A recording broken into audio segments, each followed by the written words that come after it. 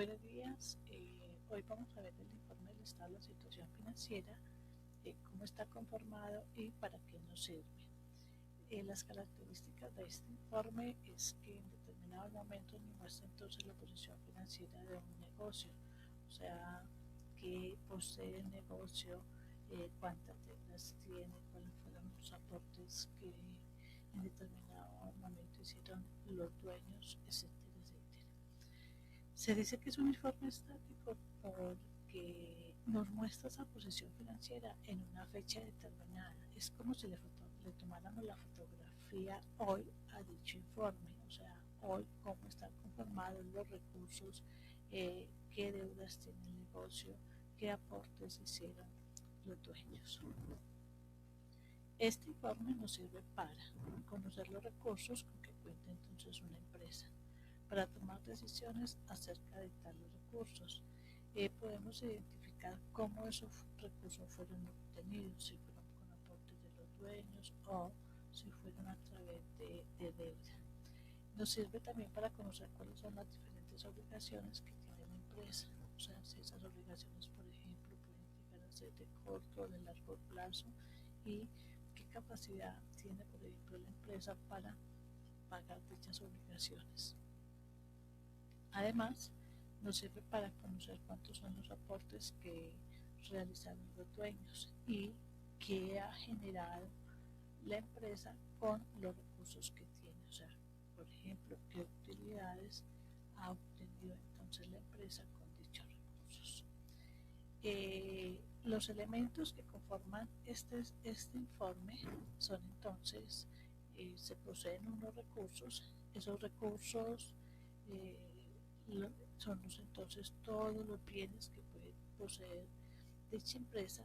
Esos bienes fueron adquiridos a través de los derechos de los acreedores, o sea, que nos han permitido, que les ha suministrado los acreedores a la empresa y que le permitieron a la empresa obtener recursos, pero a la vez la empresa debe tales recursos, o sea, es lo que se puede traducir como en las deudas que la empresa tiene.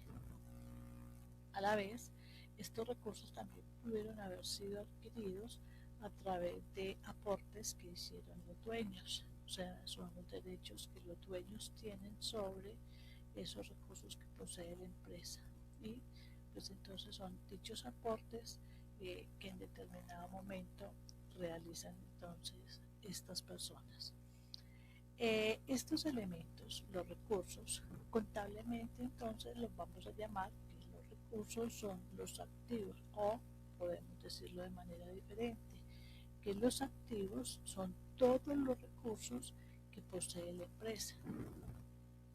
Contablemente también a esas deudas que posee la empresa las vamos a llamar pasivos, y a los aportes de los dueños y posibles utilidades que la empresa genera en un futuro lo vamos a llamar contablemente entonces patrimonio.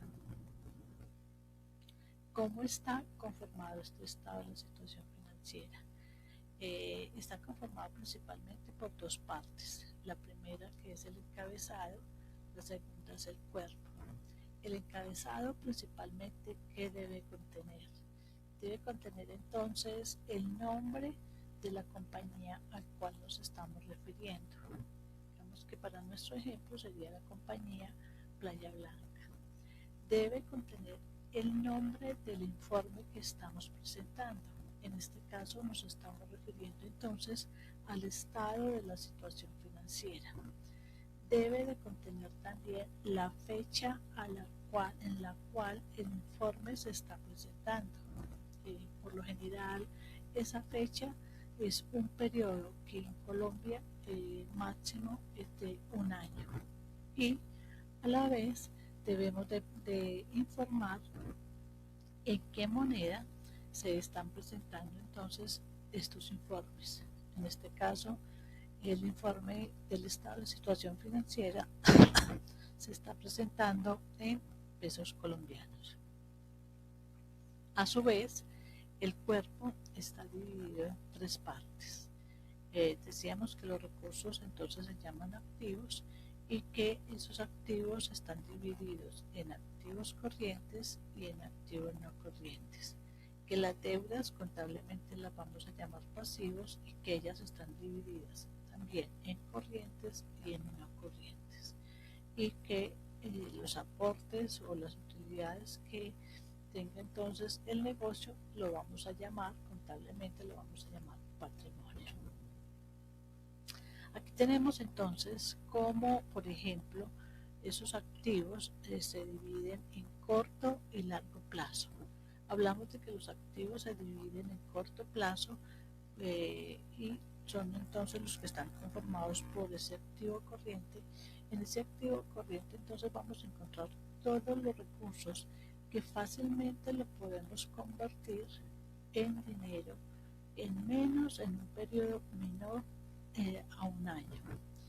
Esos entonces estarían conformados por todos los activos corrientes. Igualmente tenemos los activos no corrientes. Esos activos no corrientes son recursos que la empresa posee, por los cuales pues, no los va a vender en el corto plazo. Y el corto plazo, recuerden que siempre cubre un año o menos de un año. Entonces son activos que seguramente si hoy o mañana se venden, pues para tomar esa decisión sería en un plazo mayor a un año. También tenemos los pasivos. Esos pasivos son corrientes. Ellos se caracterizan por ser corrientes porque son las deudas que la empresa iría a cubrir igualmente en un lazo menor de un año o menor a un año. Tendremos los pasivos corrientes y los pasivos no corrientes, y esos pasivos no corrientes son las deudas u obligaciones que la empresa posee y las cuales las va a pagar en un periodo máximo de un año. O sea, si tengo una obligación financiera, esa obligación financiera seguramente la voy a pagar a 2 años, entonces la voy a clasificar como un pasivo no corriente. El patrimonio no está clasificado. Recuerden que el patrimonio entonces son los aportes de los dueños o las utilidades que el negocio puede generar. Ese patrimonio si no está clasificado en corriente o no corriente, no se clasifica de esta manera pues porque se supone que la empresa ha sido creada para el largo plazo, y entonces si ha sido creada para el largo plazo, vamos a tener entonces, no va a estar el clasificado en corriente y no corriente. Igualmente tenemos acá diferentes cuentas. De pronto me voy a referir digamos que a unas pocas, de pronto pocas conocidas. Por ejemplo, dentro del activo corriente tenemos una cuenta que se llama activos disponibles para la venta. Con el uso de las normas internacionales de información financiera, este informe ha tenido digamos que una mejor presentación de la que teníamos bajo las normas colombianas anteriores. ¿Por qué? Porque, por ejemplo, esta cuenta de activos disponibles para la venta le permite al usuario hacer una lectura de qué recursos tiene la empresa y que en ese momento están disponibles para venderlas en el corto plazo. Recuerden, siempre vamos a hablar del corto plazo, por ejemplo, es menos de un año. Entonces, el lector puede, digamos que interpretar esa cuenta y decir, es que la empresa va a obtener recursos en ese corto plazo. Encontramos también cuentas como activos biológicos. Esos activos biológicos seguro que los vamos a poder clasificar tanto en el corto plazo, o sea, dentro de los activos corrientes, como dentro de los activos no corrientes. Eso depende. Esos activos biológicos, por ejemplo, son animales, plantas, y entonces depende en qué estado está, por ejemplo, un sembrado, y si el sembrado está ya, digamos que próximo a cosechar, pues entonces al recoger cosecha lo iríamos a clasificar como un activo corriente. Pero si el sembrado está a largo plazo, lo clasificamos entonces como un activo no corriente.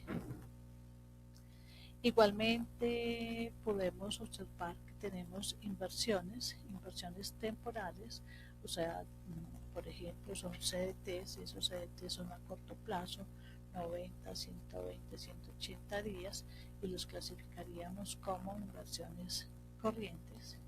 O si están a más de un año, las clasificaríamos entonces, y si hoy o mañana fuéramos a obtener control de otra empresa, pues esas inversiones las iríamos a clasificar como inversiones no corrientes. La propiedad, planta y equipo.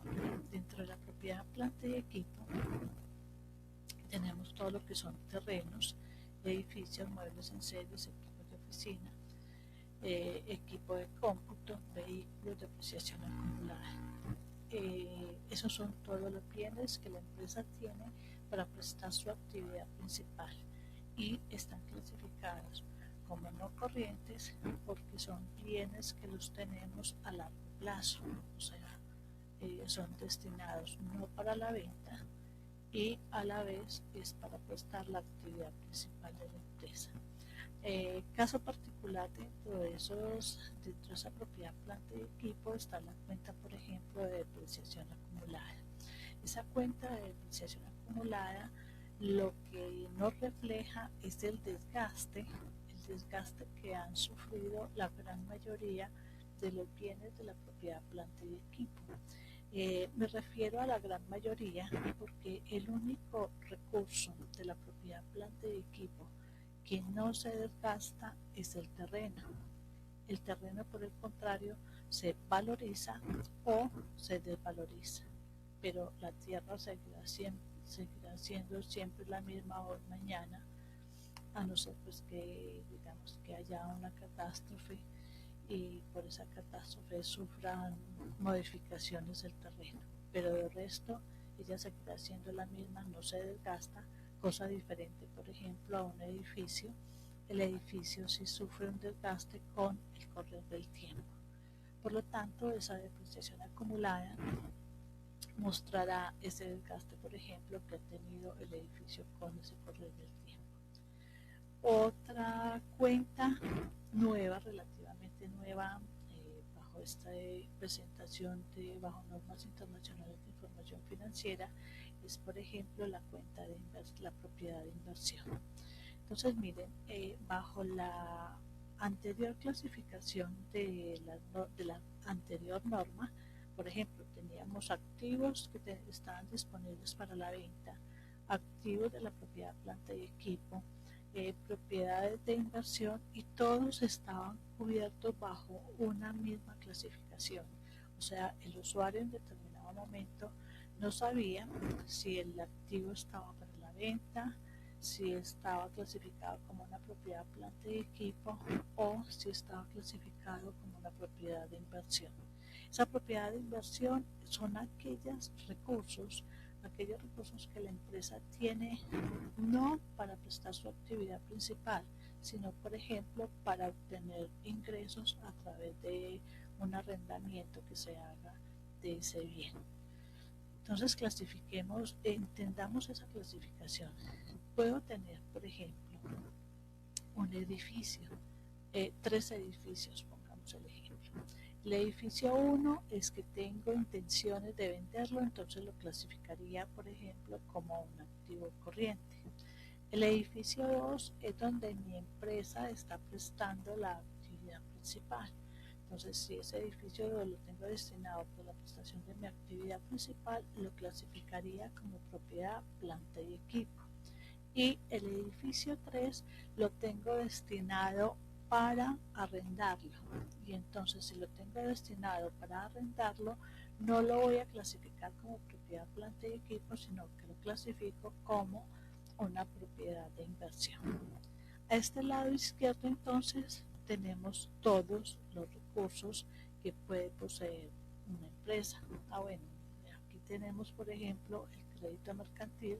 Ese crédito mercantil es si hoy o mañana nosotros adquirimos un negocio, ese negocio entonces lo adquirimos y pagamos de más por ese negocio que adquirimos. Cuando pagamos de más por ese negocio que adquirimos, por ejemplo, porque el negocio está muy bien ubicado, porque el negocio es muy conocido porque el negocio es muy rentable y nos cobran de más por, digamos que por las cosas que anteriormente acabo de mencionar. Ese valor de más que me cobran lo voy a llevar entonces a una cuenta que se llama crédito mercantil. Igualmente también tenemos activos intangibles como por ejemplo marcas, patentes, etcétera, que son recursos no palpables y entonces por lo mismo se van a llamar recursos intangibles y lo ubicamos dentro de los no corrientes. A este lado izquierdo, yo repito, todos los recursos y a este lado derecho vamos a tener entonces todas las obligaciones o deudas que la empresa tiene. Dentro de esas obligaciones o deudas que la empresa tiene, habíamos dicho, las clasificamos también en corto y largo plazo y sería entonces hacer una lectura de qué recursos tiene la empresa, si fueron adquiridos la gran mayoría de ellos con pasivos o si fueron adquiridos a través del patrimonio. Dentro del patrimonio tenemos cuentas de pronto algo que no son muy normales, el superávit por revaluación. Ese superávit por revaluación es cuando un activo de la propiedad, planta y equipo con el correr del tiempo adquiere un mayor valor y entonces ese mayor valor se refleja tanto en los recursos, en los activos, como también acá en el patrimonio a través de la cuenta de superávit por revaluación. Decíamos que teníamos acá el capital social, o sea, si los dueños hacen aportes, lo llevaríamos a esa cuenta. Tenemos utilidades del ejercicio actual o pérdida del ejercicio actual. Si hay utilidades, pues sumarían dentro del patrimonio. Si hay pérdidas, estas irían entonces restando dentro de esa sección de patrimonio. Vamos a ver con un ejemplo, entonces cómo sería la conformación, qué sumaríamos, qué restaríamos dentro de la conformación de este estado de la situación financiera. Aquí entonces tenemos el estado de la situación financiera, tenemos su encabezado, estamos presentando con la compañía en clase SA, el nombre del informe lo vamos a presentar, digamos que a diciembre 31 del 2020 y las cifras expresadas están expresadas en millones de pesos. Entonces le vamos a dar, digamos que vida a este informe y empezaríamos entonces a darle cantidades a dicho informe. Inversiones temporales, supongamos que tenemos 700 en cuentas por cobrar, que son lo que nos deben los clientes, 900 otras cuentas por cobrar diferentes a lo que nos deben los clientes, 350 los inventarios, que son los productos que en determinado momento tenemos para la venta, son 1200 los gastos pagados por anticipado, por ejemplo un arriendo, publicidad, digamos que tenemos 450 anticipos que le hacemos a terceros, por ejemplo anticipos que le hacemos a nuestros proveedores para que nos suministre materia prima, pongamos 800, los impuestos por cobrar que le tenemos al gobierno, como por ejemplo retenciones en la fuente por cobrar o algo por el estilo, los activos disponibles para la venta que les decía que podríamos tener para venderlos en el corto plazo. La sumatoria de todos estos activos corrientes nos va a dar entonces el total de activos corrientes, que en este caso sería 5.950. Dentro de la propiedad planta, dentro de los activos no corrientes, tenemos inversiones, esas inversiones permanentes, o sea, que podemos estar de pronto controlando a otro negocio o podemos hacer una inversión a largo plazo, de más de un año o algo por el estilo, y aquí digamos que tenemos 700. Dentro de estos activos no corrientes tendríamos entonces permanentes. Un momento que no lo veo que se me está reflejando en el total.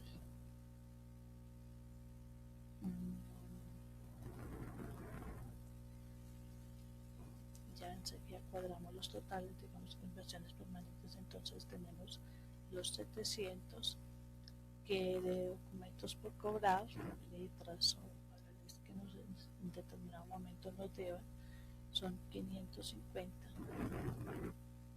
El terreno tenemos 1300, el edificio que nos valga 900, el equipo de oficina 560, equipos de cómputo 800, los vehículos 700 y la depreciación acumulada. Recuerden que la depreciación acumulada de casi todos los bienes de la propiedad, planta y equipo es el terreno, y que es una cuenta que se muestra de manera negativa, 400. Esa cuenta que se muestra entonces de manera negativa, aquí tenemos la sumatoria de toda la propiedad, planta y equipo.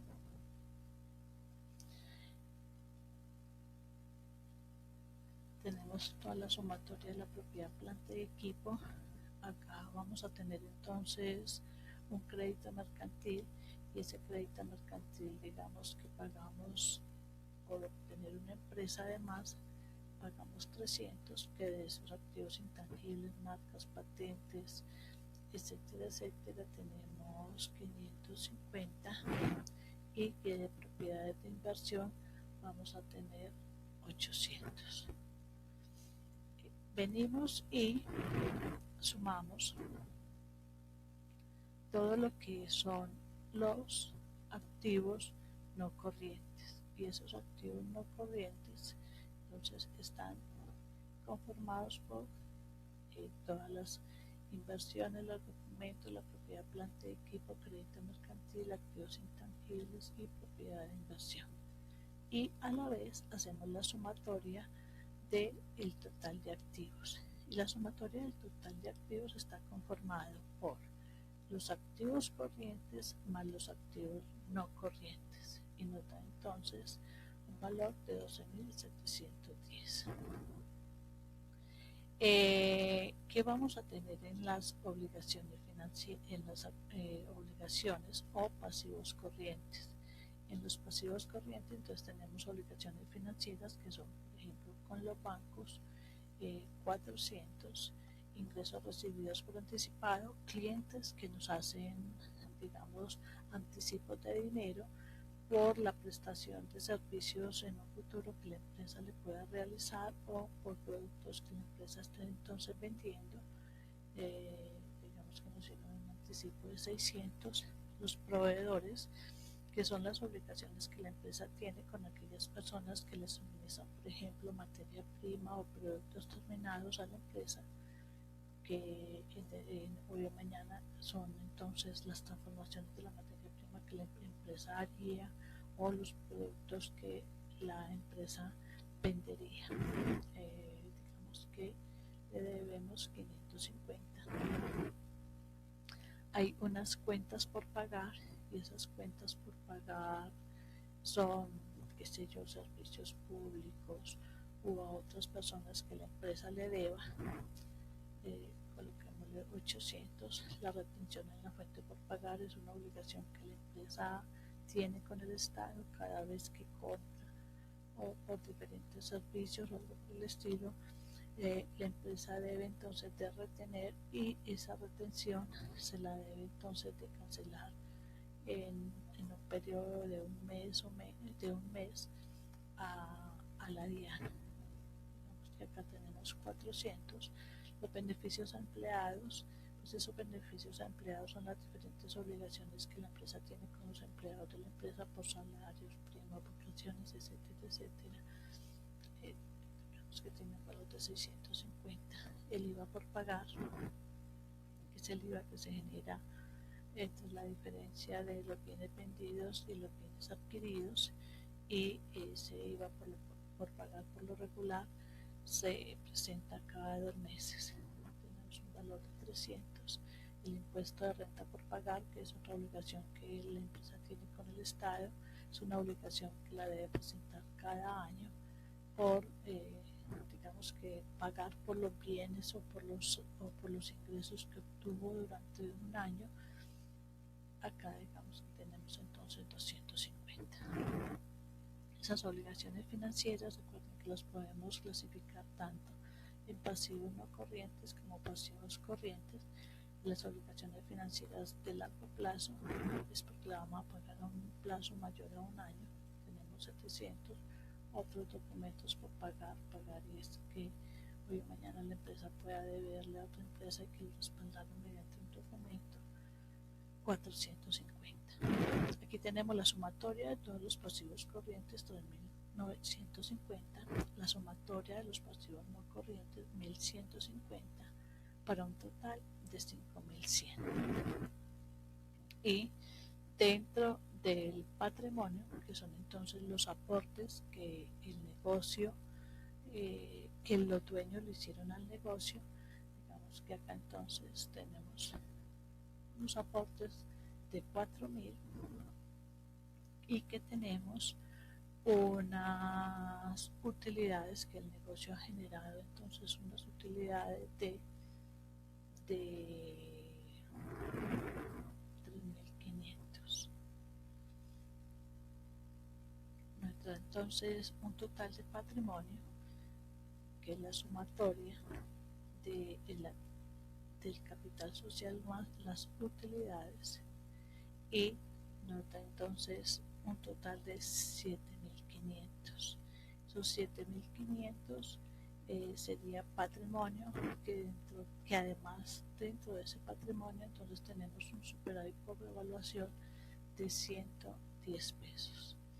Por lo tanto, entonces llegamos a un total de activos de 12.710 y de pasivo más patrimonio 12.710, que tenemos un total de recursos de 12.710, que esos recursos fueron obtenidos a través de pasivos por 5.100 y que los dueños y el negocio, entre los aportes de los dueños y la generación de utilidades del negocio, se ha obtenido entonces 7.610.